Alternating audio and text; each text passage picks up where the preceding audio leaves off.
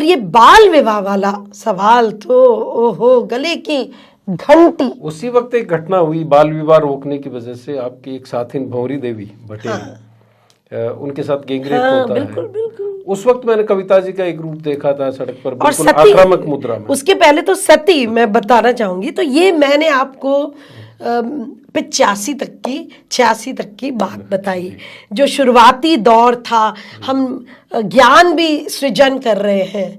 हमारे लिए जनरली ये होता है कि पहला सवाल आपका महिला अध्ययन में होता है कि आप कैसा ज्ञान सृजन करें। हमने कहा नहीं, हमारी पद्धति क्या होगी, क्योंकि उस वक्त जानते ही नहीं थे कोई। तो इस कार्यक्रम के जरिए हमारी पद्धति, तो 86 में एक्चुअली ये समझना होगा, 85 में 1975 में अंतर्राष्ट्रीय महिला दिवस था, तो उसका क्लोजिंग 85 में था। तो अरुणा रॉय को केन्या का, जो हमारी सबकी बहुत ही वरिष्ठ कार्यकर्ता है, जो हमारी नेतृत्व भी जिन्होंने हमें दिया है, टीचर भी रही हैं, गुरु भी, तो उनको केन्या जाने का मौका मिला। उन्होंने कहा कि अंतर्राष्ट्रीय महिला दशक की उपलब्धि में मैं अकेले जाऊंगी, नहीं, हम अंतर्राष्ट्रीय महिला दशक की उपलब्धियां क्या है, नहीं है, हम यहाँ राजस्थान में तिलोनिया में करेंगे। वो एक मैं आप बता नहीं सकती हूँ, जहाँ पे 800 औरतें पहुंची और उन्होंने सत्रों में बैठी। क्या औरतें सत्र में बैठ के डिस्कस भी कर सकती हैं कि कैसा काम मिलना चाहिए, उनकी शरीर रो जानकारी, क्या उनको वो ज्ञान के बारे में चर्चा कर सकते हैं, अपनी माहवारी के बारे में, अपने बच्चे जनने के हक के बारे में। वो जो एक जबरदस्त, मैंने 1985 एक तरीके से कह सकते हैं हम लोग के लिए उनकी पहली नींव एक तरीके से, हाँ, वो जो नींव और गहरी हुई। नींव तो शुरू हो गई थी 84 से भी पहले, 79 से, लेकिन जब एंटी रेप मूवमेंट, लेकिन वो शहरी था। लेकिन यहाँ ग्रामीण औरतों का एक आंदोलन की शुरुआत जो अरुणा रॉय ने नेतृत्व लिया। 86 में शाहबानो का जजमेंट आया, जिसमें औरत, तो मुसलमान औरतों के हक, हम लोग सब अपने दड़बों में भी हैं, अपने पर्सनल लॉज के दड़बों में। तो जब शाहबानो का हक छीना गया, तो हमने कहा कि भाई, हम लोग तब तक बलात्कार के लिए खड़े हो रहे थे। और एक और मैं आपको बताऊं, पहली रैली जो मैंने की थी वो इंदिरा विश्नोई के मामले में 84 में, राम सिंह विश्नोई उनके की हाँ, और वो अपना बाल विवाह छोड़ना चाह रही थी, और वो हम लोगों के पास आई। मैं तो बहुत जूनियर थी, लेकिन हमारे कुछ सीनियर्स के पास, ध्यान है, भागीरथ विश्नोई से उनकी शादी हुई थी। हाँ, तो वो उस विवाह को नहीं स्वीकार करना चाह रही थी और वो एक नया विवाह करना चाह रही थी। तो उसमें हम लोगों ने रैली निकाली, तो एक सबने कहा, अरे विश्नोई समाज के पीछे पड़ गए।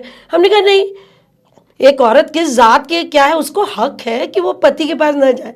फिर ये 85 का दौर आया, फिर 86 में शाहबानो। तो हमने कहा भाई, जैसे हम वहाँ खड़े हुए थे यहाँ, तो यहाँ हमारी मुसलमान दोस्त आगे आई, हम लोग, हमने उसको देखा भी नहीं उस रूप में। एक औरत का राइट छीना गया, उसको सुप्रीम कोर्ट ने दिया और पार्लियामेंट ने उसको रिवर्स किया, तो हम लोग उसके लिए निकले। और फिर हो गया सती। और ये मत सोचिए ये कोई पहली सती थी, ये राजस्थान की 26वीं सती थी, रूप कंवर देवराला, 1987 सितंबर 4। ये 26वीं 26 सती राजस्थान की, और देश भर की 42nd सती सिंस इंडिपेंडेंस, जो आंकड़ा। इसके पहले ओम कंवर की हो गई थी 1981 में झाड़ली से।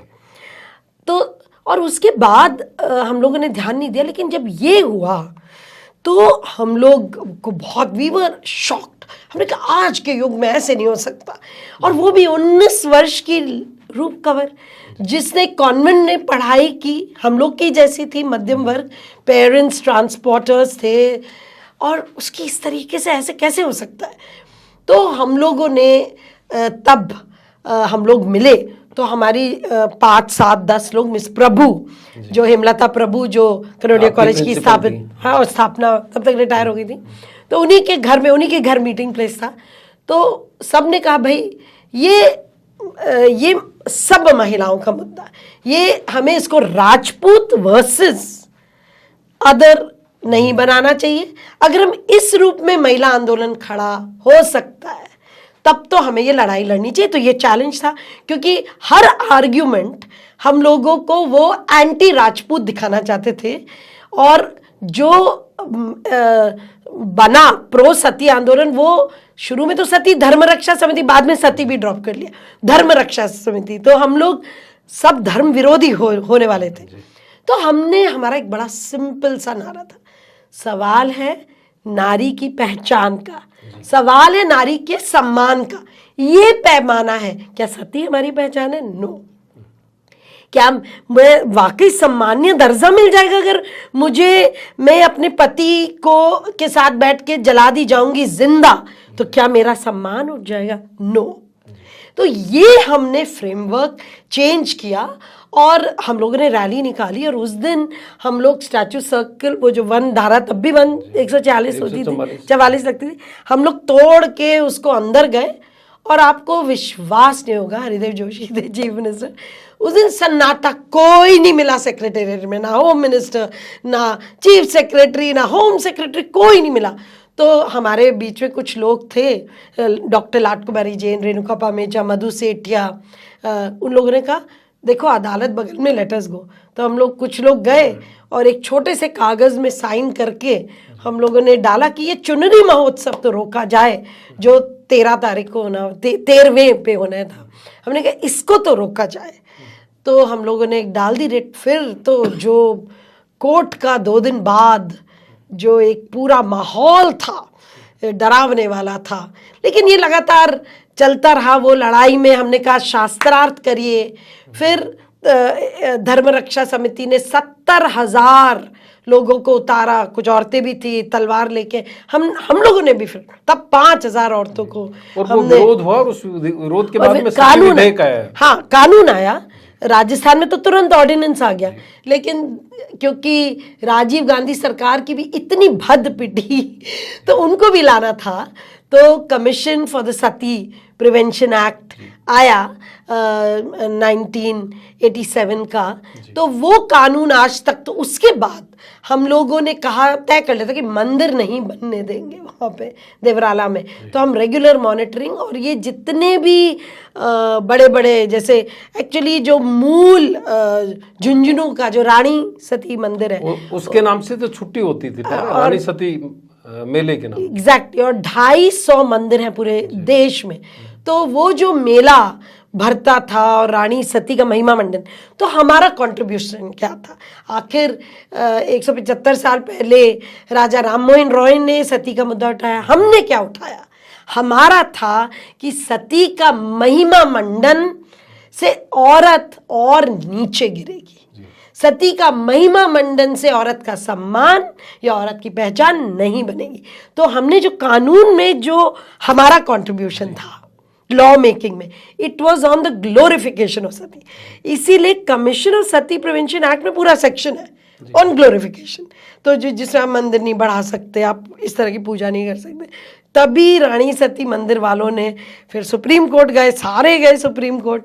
फिर उसके बाद ये ज़रूर बड़ा अनफॉर्चुनेट है, जैसे हर सती केस में आप वो 26 सती मामले देख लें, हमने तो पुराने रिकॉर्ड निकाले, सब में देखा कि जो देवर आगे देता है उसको तो जुवेनाइल डिक्लेयर कर लेते हैं, तो उसका तो जुवेनाइल कोर्ट में चलता है और वो बरी हो जाते हैं और सारे छूट जाते हैं। चाहे वो ओम कंवर, क्योंकि झाड़ली का भी हमने निकाल के देखा, वो तो बहुत ही छोटी थी, वो तो 15 वर्ष की थी ओम कंवर, यहाँ तो ये 19 वर्ष की थी। तो उसमें सब बरी हो गए। उसमें अपील राजस्थान सरकार ने रिफ्यूज़ किया, वसुंधरा राजे सरकार ने रिफ्यूज़ किया। खैर, जो सती महिमा मंडन के मामले थे उसमें चाहे राजेंद्र सिंह राठौर हो, इन लोगों के भी नाम थे, दीपेंद्र सिंह शेखावत हो, इन लोगों के भी नाम थे। खैर वो तो सब बरी हुए, लेकिन हम लोगों ने कहा अपील तो हमें करने दीजिए, अपील तो हमें करने दीजिए, पर वो मानी नहीं। फिर हमने रिट लगाया कि रिट के ज़रिए अपील हो जाए, वो भी नहीं हुआ। तो ये बहुत ही हम क्या कहेंगे, एक कानून को कानून उस बात को उसके परिणति तक न ले जाए, सुप्रीम कोर्ट तक जाना ज़रूरी था उस मसले में तय करने के लिए, तो क्या वो यूं ही मर गई?